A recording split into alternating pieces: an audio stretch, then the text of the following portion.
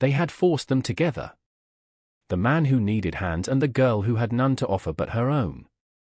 He had not wanted a wife, not since Martha, but the ranch was dying and his son was too quiet, and the broker in town had made it sound like a simple transaction.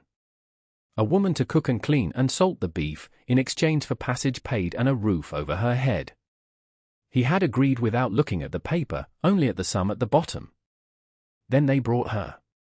She stood on his porch in a plain gray prairie dress that looked like it was made of dust, a small, tired girl of 18 named Lynn, with eyes that saw everything and said nothing. She carried a single cloth-wrapped bundle. Owen looked at her, then at the vast, sun-bleached emptiness of his land. It felt like he had just traded one kind of desolation for another. He didn't invite her in. He pointed toward a low-slung outbuilding, its walls stained dark from years of work. "The salt house," he said. His voice was rough, like stones grinding together. "The beef is there. The barrels are there.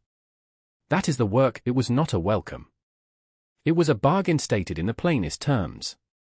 She gave a small, almost imperceptible nod, her gaze dropping from his face to the worn boards of the porch. She did not ask about the house, or where she would sleep. She did not ask for a glass of water after her long journey. She simply walked past him, her worn shoes making no sound, and went to the salt house as if she had been doing it her whole life. He watched her go, a knot of something sour and uncomfortable tightening in his gut. This was not what he had wanted. It was a complication, another mouth to feed when he could barely manage the ones he already had. He turned and went back inside his quiet house, the screen door slapping shut behind him with a sound of finality. He did not see her that evening. He did not see her the next morning. But when he went to the salt house, the heavy work had begun. The air was sharp with the smell of brine. 3 massive sides of beef were already packed in coarse salt, laid out with a precision that surprised him. The floor was swept clean. A neat stack of cut cloth sat on a bench, ready for wrapping the finished cuts. She worked with a silent, relentless efficiency that was almost unnerving. He stood in the doorway, a large man made clumsy by her quiet competence. She did not look up. She was simply a pair of hands, moving, working, salting the beef that was the last, desperate hope for his failing ranch. She was exactly what he had paid for. And yet, it felt entirely, terribly wrong. The silence in the salt house was different from the silence in his home. His was the silence of absence, of a voice gone and a space that could not be filled. Hers was the silence of endurance. The ranch was a map of Owen's grief. The main house, which Martha had filled with wildflowers and the smell of baking bread, was now just a place to sleep. It was clean, meticulously so, but it was a sterile cleanliness, the kind that comes from scrubbing away memories instead of making new ones. In the corner of the kitchen sat a small rocking chair, its wood smooth and dark from use, but no one ever sat in it. It was Martha's chair. Owen's 6-year-old son, Sam, moved through the rooms like a little ghost, his face perpetually smudged with dirt, his eyes wide and watchful. He rarely spoke, and when he did, his voice was a thin whisper, as if he were afraid of taking up too much space. He would follow his father from the barn to the corrals, a small shadow clinging to a larger one, never asking for anything, never demanding attention. The ranch itself bled sorrow. Fences sagged. The creek that cut through their northern pasture, once a reliable source of life, was running lower than Owen had ever seen it, its banks cracked and dry. The cattle were thin, their hides loose, their ribs showing. Every morning, Owen rode out and did the arithmetic of failure, counting the heads, calculating the dwindling feed, measuring the slow death of the life he and Martha had built. His younger brother, Thomas, bore the weight of it all with a bitter, stoic fury. At 16, he had the hardened hands and weary eyes of a man twice his age. He saw Lynn not as a person, but as another burden. Another mouth, he'd muttered to Owen the day she arrived, his voice tight with resentment. We can't afford another mouth to Thomas. She was an indulgence his brother could not afford, a foolish attempt to paper over the cracks that were threatening to swallow them whole.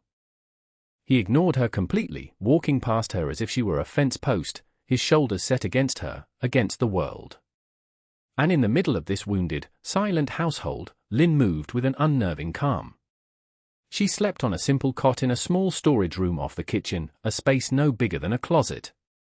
She took her meals after the men had eaten, and she always took the smallest portion, eating quickly, silently, before clearing the plates and retreating to her work. Her world was the salt house. Day after day, she packed the meat, her small hands raw from the salt and the cold. She was a machine of quiet labor. But her eyes were not machine-like. They missed nothing. She saw the way Sam would touch the empty rocking chair, his small fingers tracing the grain of the wood. She saw the exhaustion etched around Owen's eyes. She saw the frantic, angry energy with which Thomas threw himself at his work, as if he could hold the ranch together by sheer force of will. She saw the dust motes dancing in the sunbeams that fell on the unswept corners of the main room, the small signs of a home losing its heart. She was the wife he had bought to salt the beef, and she did her job. But she saw the deeper rot, the wound that salt could not cure. Her work began in the salt house, but it did not end there. It bled out, in small, almost invisible ways, into the rest of the ranch. The changes were so quiet you could miss them if you weren't looking. One afternoon, Owen came into the kitchen to find the thin, torn curtains over the window had been taken down. A few hours later, they were back up, the rips and tears mended with tiny, perfect stitches that were nearly invisible. The fabric was clean, letting a little more light into the perpetually gloomy room. He said nothing. He did not acknowledge it. But he noticed. A few days later, the persistent cough that had been bothering Sam through the hot, dry nights began to ease. Owen found a small tin cup of a fragrant, steaming tea by his son's bedside. He watched as Lynn coaxed the boy to drink it, her voice a low, soft murmur, a sound he had not heard in this house for over a year. He later found her by the creek bed, gathering the wild herbs she used for the brew. She did not look up as he rode past, but he saw her hands, carefully selecting the leaves. He had lived on this land his entire life and had never known those weeds had a purpose. It was one small thing, and then another. The chickens, which had been laying poorly, suddenly started producing again. Thomas, grumbling, had been ready to cull half of them. But Lynn had quietly started supplementing their feed, using kitchen scraps and crushed eggshells, a simple trick that brought the flock back to health. She found a patch of wild berries growing along a fence line and made a small jar of sweet, dark jam. A single spoonful appeared one morning beside Owen's plate of dry biscuits. The sweetness was a shock. It was a taste of something other than dust and defeat. Each act was a quiet offering, made without expectation of thanks. She mended a tear in Thomas's work shirt, leaving it folded neatly on his bed.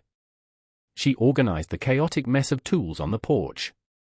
She found a way to coax the stubborn old barn cat, a creature of pure disdain, into purring by her feet with the offering of a small scrap of salted fish. She was proving herself not through grand gestures, but through a steady accumulation of quiet competence. She was fixing the small, broken things, one by one. The men of the house did not speak of it. Thomas still held his silence, though the hard set of his jaw seemed to soften just a fraction. Owen watched her, his expression unreadable. He had bought a pair of hands to salt his beef. He had not bargained for this. He had not bargained for a woman who could see the holes in their lives and, with nothing more than a needle and thread and a handful of weeds, begin to stitch them closed. The first crack in the wall of silence came from the smallest one. Sam had been watching Lynn for weeks. He watched her mend the curtains. He watched her gentle the chickens. He watched her hands as she worked the dough for the plain bread she now baked twice a week, a bread that was somehow lighter and softer than anything they had eaten in a year. One afternoon, as she was sweeping the porch, he approached her, his small fists clenched at his sides. He held out a single, slightly wilted prairie wildflower. He did not say a word. He just held it out to her, his face a mask of solemn concentration. Lynn stopped sweeping. She looked down at the flower, then at the boy. She knelt down so she was at his level. Very gently, she took the flower from his hand. She didn't smile, not exactly, but the severity in her face softened. "Sier," she whispered, the words foreign and soft. "Thank you." She went inside and found an old empty bottle, filled it with water, and placed the single wildflower in it. She set the bottle on the kitchen table, a small, defiant spot of color in the drab room. From that day on, Sam was her shadow. He followed her to the chicken coop, helped her gather eggs, and sat on the floor of the salt house, watching her work. He began to talk again, not in whispers, but in the clear, direct way of a small child. "Cat likes you," he announced one day, as the barn cat rubbed against Lynn's legs. "He doesn't like Thomas." Lynn just nodded, scratching the cat behind its ears. Thomas was a harder fortress to breach. He saw her competence, and it irritated him. It felt like a judgment on his own frantic, failing efforts. He resisted her presence, the quiet order she brought. But he could not deny the evidence of his own eyes. He watched her rewrap a rope burn on one of the horse's legs with a poultice of crushed leaves. The next day, the swelling was down. He saw her take a broken piece of harness leather, something he would have thrown away, and with patience and a few simple tools, repair it until it was stronger than before. The turning point came without a word. He was trying to fix a loose hinge on the barn door, his frustration mounting with every stripped screw and splintered piece of wood. He finally threw his hammer down in disgust and stalked off to check the fences. When he came back an hour later, the hinge was fixed. It sat flush against the frame, the screws tight, the door swinging smoothly and silently on its path. Lynn was nowhere in sight. But on the bench nearby, his hammer was wiped clean and set next to a small tin of grease he hadn't been able to find for months. He stood there for a long time, looking at the hinge. He did not thank her. But the next morning, when he went to the well, he drew 2 buckets of water instead of 1. He left the second bucket by the door of the salt house, right where she would find it. It was not an apology. It was not an acceptance. But it was a beginning. The wall had not fallen, but a stone had been loosened. Owen noticed everything. He was a man who lived by observation, by the subtle shift of the wind, the track of a coyote, the first sign of sickness in a calf. He noticed the mended curtain, the jam, the clean hammer. He noticed the way his son, who had been a ghost in his own home, now had color in his cheeks and dirt on his knees from playing. He noticed the silence in the house was changing. It was no longer the heavy, suffocating silence of grief. It was becoming a quieter, more peaceful silence, the kind that comes when people are comfortable in each other's presence without needing to fill the air with noise. He watched Lynn from a distance. He saw the toll the work took on her. Her hands were chapped and red from the brine, and her shoulders were stooped with exhaustion by the end of the day. Yet she never complained. She never asked for help or for a moment's rest. She simply did what needed to be done, her small frame housing a strength that seemed impossible. He had bought her to be a drudge, a functional object in his failing enterprise. But she was stubbornly, quietly, a person. The knowledge sat uneasily within him. One evening, he came in late from a long ride, chasing a stray that had wandered miles from the herd. He was bone-weary, the familiar ache of defeat settling deep in his marrow. The house was dark except for a single lamp burning in the kitchen. Lynn was not there, she had likely retreated to her small room. But on the table, next to the bottle with Sam's wildflower, sat a tin cup. Steam was still rising from it. It was the same herbal tea she made for Sam. He hesitated. It was a simple thing, a cup of tea. But it felt like something more. It felt like a question. He walked over, picked up the cup, and drank. The tea was warm and soothing, chasing some of the chill from his bones. He drank it all, standing alone in the quiet kitchen, the lamplight throwing long shadows on the floor. He felt the tight knot in his chest loosen, just for a moment. The next morning, Lynn came out of the house to find the rickety top step of the porch, the one she always had to step over carefully, had been replaced. A new, solid plank of wood was nailed firmly in its place. Owen was already gone, riding out to the north pasture. It was his answer, spoken not in words, but in the language he understood best, the language of work, of repair, of making something solid and safe. He had fixed the step.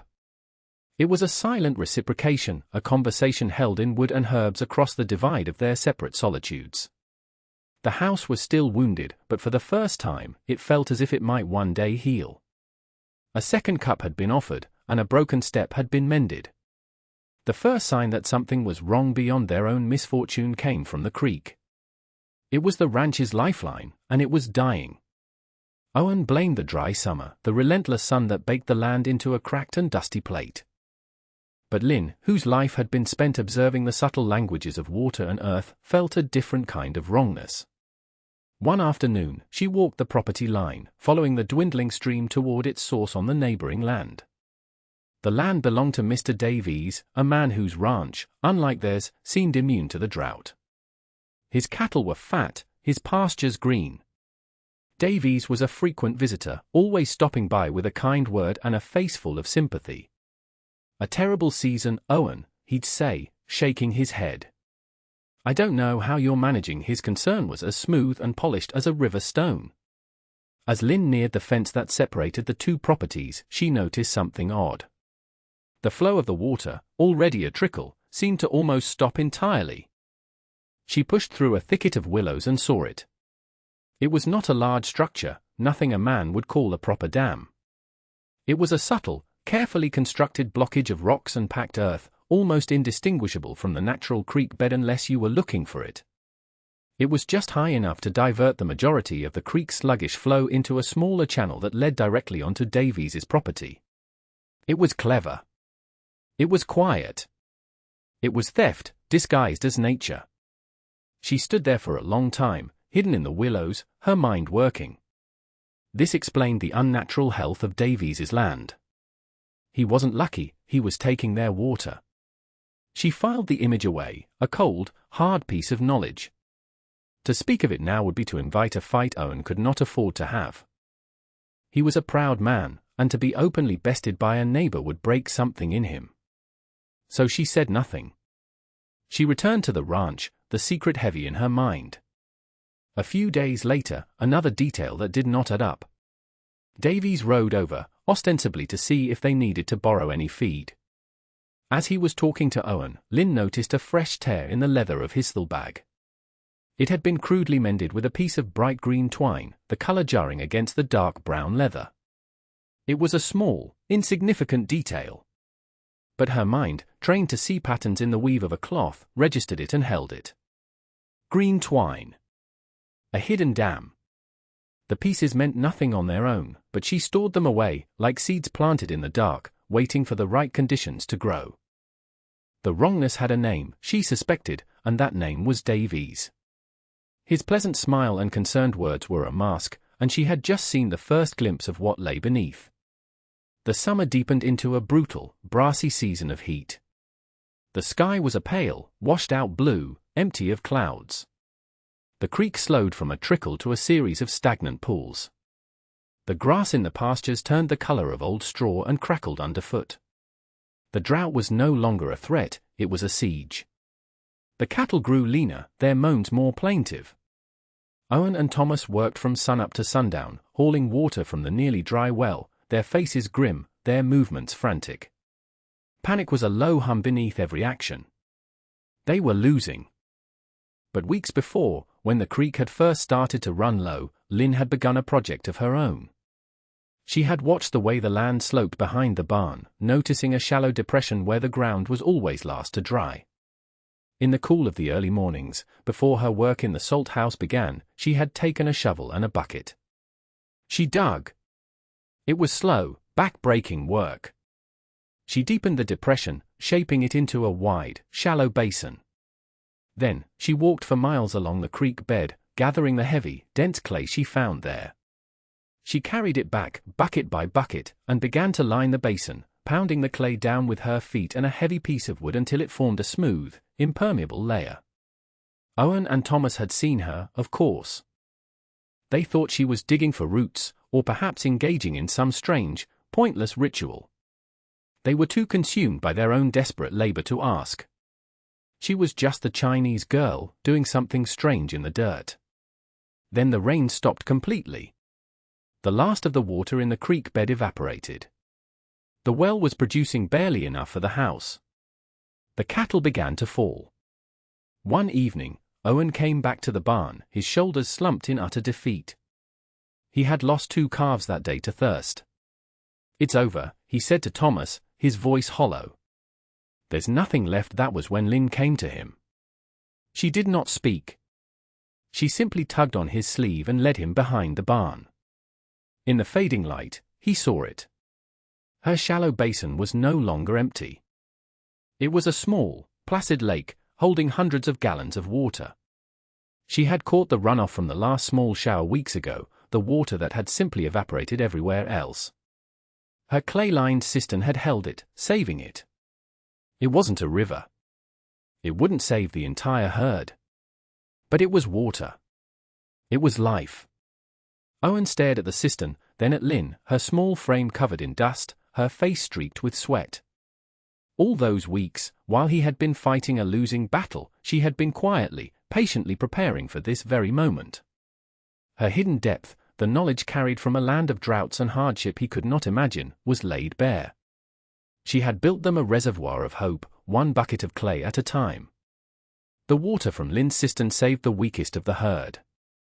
It was a reprieve, not a victory, but it was enough to rekindle a flicker of fight in Owen. Davies noticed. He rode over a few days later, his eyes lingering on the small group of calves drinking from the trough Lynn and Thomas now kept filled. His smile was as pleasant as ever, but his eyes were cold. "Remarkable," he said to Owen. "I heard you'd lost a few. Glad to see you've pulled some through." He paused, stroking his horse's neck. "Tell you what, neighbor.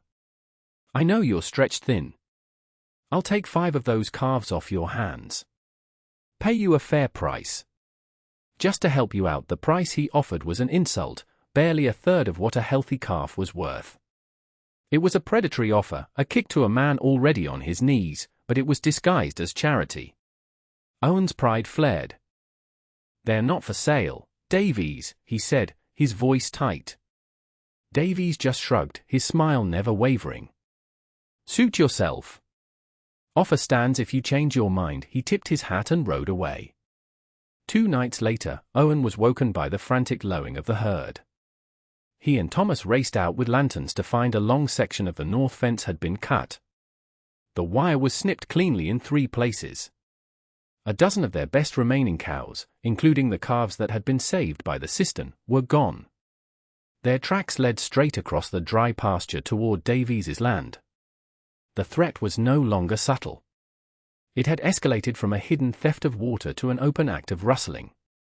When Owen confronted him the next morning, Davies was the picture of innocence. "Your cattle wandered onto my land," he said calmly, not a flicker of guilt on his face. "Fence must have come down in the night. Poorly maintained, I suppose. By law, they're my strays to claim now. But since we're neighbors, I'll hold them for you. For a fee, of course." A boarding fee. The audacity of it was breathtaking. He had stolen the cattle and was now charging Owen to get them back. The fee he named was impossibly high, a sum he knew Owen could not pay. It was a checkmate. Owen stood there, defeated, the dust and the injustice settling on him like a shroud. He had no proof. It was his word against a respected, prosperous landowner. He saw the smug certainty in Davies's eyes. He had been outmaneuvered at every turn. The ranch, his home, everything he had fought for, was being dismantled piece by piece, and the man doing it was smiling at him. Lynn knew. She knew with a certainty that settled cold and hard in her stomach. It was Davies. The cut fence was not an accident, and the wandering cattle were no coincidence. It was a deliberate, calculated move to break Owen and seize his land. While the men raged and despaired, she began her own quiet investigation. She did not announce it. She did not ask for permission. She simply moved through the margins of the crisis, gathering the truth one small piece at a time. She started at the fence. In the early morning light, before anyone else was awake, she walked the line where the wire had been cut.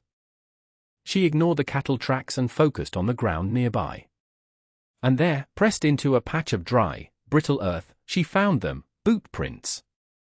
They were not Owen's worn-down work boots, nor Thomas's smaller, patched ones. These were from a newer, more expensive boot with a distinctive star pattern on the heel. She knelt and studied them, memorizing the shape, the size, the depth. Then, her eyes caught something else. Snagged on the sharp end of the cut wire was a single, tiny thread. It was bright green. The same green twine she had seen mending the tear on Davies's little bag. She carefully worked it loose, her fingers gentle, and wrapped it in a small scrap of cloth she took from her pocket. It was a fragile piece of evidence, but it was something. It was a connection. Her next stop was the hidden dam. She slipped away in the midday heat, taking the path through the willows. The dam was still there, but the earth around it looked freshly disturbed, built up even higher to capture the last dregs of the underground flow. At the edge of the muddy bank, half hidden under a bush, she found more prints from the same boots with the star on the heel. He had been here recently, tending to his theft. She now had the twine and the boot prints, connecting Davies to both the cut fence and the stolen water. It was a story, but it was a story with no witnesses. She needed something more. She thought of the quiet ranch hand, a man named George who worked for Davies, an older man who rarely spoke and always looked tired. She had seen him in town once, his face etched with a worry that went beyond the drought. She found an excuse to walk toward Davies's property line again a few days later, carrying a basket as if she were foraging. She saw George repairing a fence. She approached him slowly. He watched her, his expression wary. She didn't speak of the cattle or the water. She simply looked at him, her gaze direct and calm. "It is hard," she said quietly, her English still halting. "To work for a man who makes you do wrong things." George flinched, his eyes darting back toward the Davies ranch house. He looked at this small Chinese girl, who should be powerless, who should be invisible, and he saw that she knew. He licked his dry lips. He told me it was just to scare him," the man mumbled, not looking at her. "Said he'd give the cattle back. I didn't know he'd do this." He had been there. He was the witness. She had all the pieces now. The weight of the stolen cattle pressed down on the house, suffocating what little hope had been left. Owen was a ghost, moving through his chores with a dead-eyed resignation. Thomas was a storm of silent fury, slamming doors and throwing tools. The fragile peace Lynn had cultivated had shattered. In this house of broken men, she felt more like an outsider than ever. Her place here was conditional, a bargain made of desperation. Now that the enterprise was failing completely, the bargain was void. Her presence was a reminder of a hope that had died. In her small room, her original cloth-wrapped bundle sat on the floor beside her cot. It had been there since the day she arrived, never fully unpacked. It held her only other dress, a small pouch of coins that amounted to almost nothing, and a carved wooden comb from her mother. It was her exit, kept ready. Every night, she looked at that bundle and felt the pull of the road, of disappearing. It was a familiar feeling, the habit of a life spent being moved from one place to another without her consent. To be ready to leave was to have the only power she had ever known. The question of whether she would stay hung in the air, unspoken. She had no claim to this land, no right to this family. She was a paid hand, and the work was gone. One evening, the tension in the house became unbearable. Owen sat at the kitchen table, staring at a letter from the town sheriff. It was a formal notice. Davies had officially registered his claim on the stray cattle. Owen had 3 days to pay the exorbitant boarding fee or forfeit them entirely. It was a death sentence for the ranch. He dropped his head into his hands, a gesture of complete and utter despair. "His one," Owen whispered to the table. His one Sam, sensing the terrible finality in his father's voice, began to cry, silent tears tracking paths through the dirt on his cheeks. Thomas stood by the window, his back to the room, his shoulders rigid. Lynn stood in the doorway, her heart aching for them, for this place that had almost, for a moment, felt like a home. She looked at Owen's bowed head, at Sam's tears, at Thomas's rigid back. Then she looked toward her room, at the bundle waiting by her cot. She could walk away. No one would stop her. It would be the easiest thing to do. But as she looked at the broken family in the dim lamplight, she knew she could not. She had gathered the truth, and now she had to use it. She walked not to her room, but to Owen. She placed a hand gently on his shoulder. He looked up, his eyes hollow. "I can help," she said, her voice quiet but firm. It was not a question. It was a statement. In that moment, the packed bag in her room lost its power. She had made a choice. She would not run. She would fight. The meeting was set at the sheriff's office in town, a small, stuffy room that smelled of dust and stale coffee. Davies was already there, sitting in a chair as if he owned it, a look of smug confidence on his face. He nodded politely to Owen as he entered, a victor's condescending grace. The sheriff, a weary man named Miller, looked from Owen's defeated face to Davies's composed one. He sighed. "Owen," he began, "Mr. Davies has filed a legal claim. The law is pretty clear on strays. You have proof this was anything but." Owen shook his head, his jaw tight. "It's my word against his, and my word," Davies added smoothly, "is that his fences failed and his cattle wandered. An unfortunate accident it was then that the office door opened." Lynn stepped inside. Behind her stood Thomas, his expression grim but resolute, and behind him, looking terrified but determined, was Davies's ranch hand, George. Davies's smile faltered. He stared at George, his eyes narrowing. "What is this?" he demanded. Lynn did not look at him. She addressed the sheriff, her voice low and steady. She laid her small cloth bundle on the sheriff's desk. She unrolled it. Inside was not a dress or a comb. It was the small, bright green piece of twine. "From Mr. Davies's bag," she said, her English careful and precise. And from the cut fence next, she placed a piece of paper on which she had carefully sketched a boot print. "This print is at the fence. It is also at the creek, where the water is stolen." She spoke without anger, without accusation. She simply laid out the facts she had gathered. Davies scoffed. "This is ridiculous.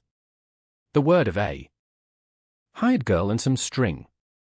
But Sheriff Miller was looking at the evidence, his expression thoughtful.